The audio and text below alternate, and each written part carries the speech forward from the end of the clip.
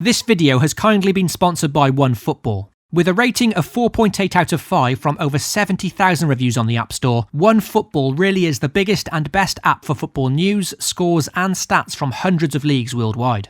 In terms of FPL, you can also follow each team in the Premier League and get live updates from all the goals and assists every game week. Download it for free using the link in the description box below. Warning, this video contains team selection and captain choices which some viewers may find offensive.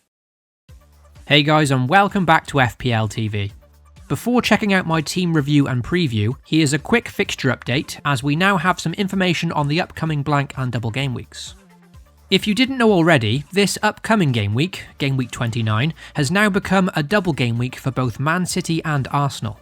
Man City and Arsenal were set to play each other in game week 28, but with Man City facing Aston Villa in the League Cup final last weekend, that Premier League fixture has now been rescheduled to the 11th of March, therefore giving both Arsenal and Man City 2 games each in game week 29.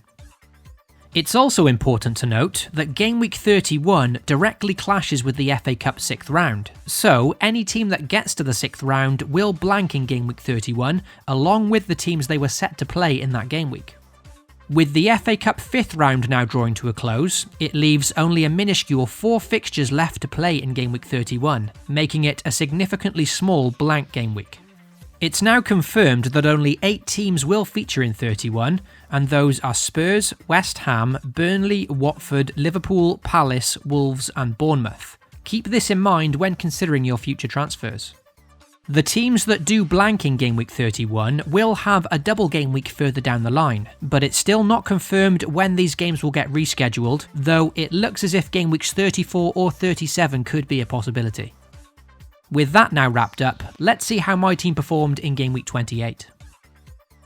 With Manchester City blanking last week, I think many of us were hoping for big performances from Liverpool and Leicester to accommodate. And with both those teams failing to score and losing in disappointing defeats to Watford and Norwich, it was always going to be a low-scoring week for many.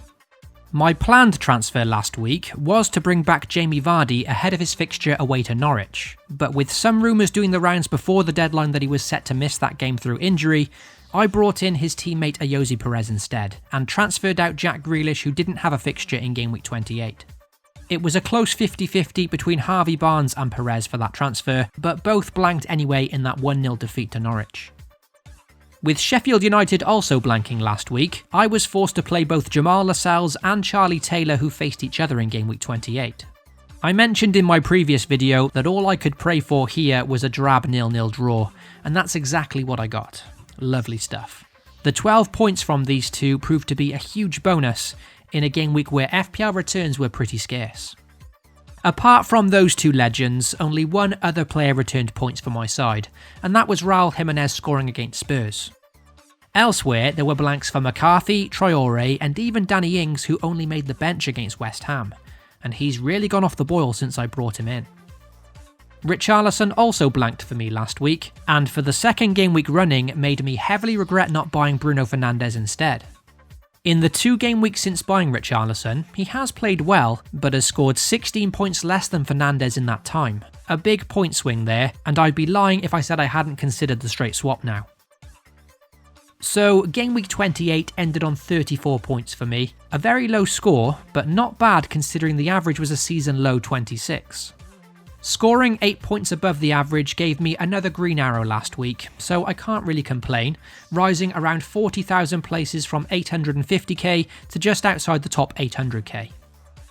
Let's move on to game week 29 now and see how my side currently lines up. Also, if you enjoy the content here at FPL TV, then be sure to drop a like on the video and most importantly get subscribed to the channel. You can also hit that notification bell so you always know when a new video goes live. Heading into game week 29, at first I was actually very happy with my starting lineup. The majority of my squad have home fixtures against very favourable opposition, with Sheffield United at home to Norwich, Ings at home to Newcastle, Jimenez at home to Brighton, Perez at home to Villa, and my Liverpool trio at home to Bournemouth. So some very nice fixtures there on paper. The captaincy was set to go on Mo Salah at home to Bournemouth, and I could have very easily saved my transfer this week. However, all this was before the announcement of double game week 29, And now, with Man City and Arsenal playing twice in this game week, that's really scuppered my plans and suddenly makes my lineup seem much weaker. In my current lineup, Aguero now having a double game week may lean me more towards captaining him. But despite only having one fixture, Mo Salah at home to Bournemouth could still be a very solid shout. My big concern heading into this double game week is of course not owning arguably the best asset in the game, Kevin De Bruyne. I've made huge progress on my FPL season since dropping the Belgian, and with him initially just playing Man United away this game week, I was more than happy to continue going without him. But now, with 2 games at his disposal, and with a huge ownership of 50%, I do fear that a big score from him over these 2 fixtures can easily ruin the progress I've made.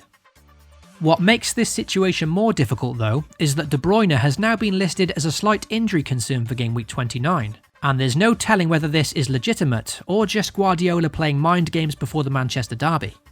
Either way, this probably rules out me being able to buy De Bruyne now, because I certainly don't want to rip up my team and take a -4 hit, just to gamble on the fitness of someone that isn't certain to play.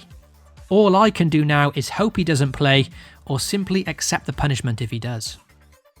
The other double game week targets I'm interested in this week are Arsenal's Aubameyang and Nicolas Pepe. And for my team, Aubameyang is much easier to accommodate. If I choose to bring in the Gabonese forward, I can make the simple transfer of Aguero out and Aubameyang in, and that's the move I'm weighing up this week. You'd imagine that Aubameyang is going to play a lot more minutes than Aguero over these 2 games, but despite reduced minutes, the Argentine can still be explosive on his day, as well as boasting very good records against both United and Arsenal. A tough call. By downgrading Aguero to Aubameyang, that would also allow enough cash in the bank to take a punt on Nicolas Pepe in for Richarlison, but whether that's worth a -4 hit is another question. There are a few single game week players still in my thoughts for this week, and this includes Jota, Ismail Assar and of course United's Bruno Fernandes. But with that late announcement of this double game week, it's likely that moving for these players will have to wait until future game weeks now. So that's my current lineup and transfer considerations for game week 29, but as always I'll post my final team selection over on Twitter shortly before the game week deadline. It's my premium forward that remains the front runner as my captain this week, with Mo Salah and his single game week against Bournemouth still not being ruled out completely. As for the bench, it's Adama Traore who takes up first spot, with this niggling shoulder injury making his starting place very unpredictable. John Fleck therefore takes his spot in my starting 11, with a nice looking fixture at home to Norwich this week. If you enjoyed the video or found it helpful, then please support the channel by getting subscribed to FPL TV. Good luck to you all in game week 29, FPL responsibly, and I'll catch you all very soon. Last but not least, a huge congratulations goes to Geoff Holt for becoming February's winner of the FPL TV Cup.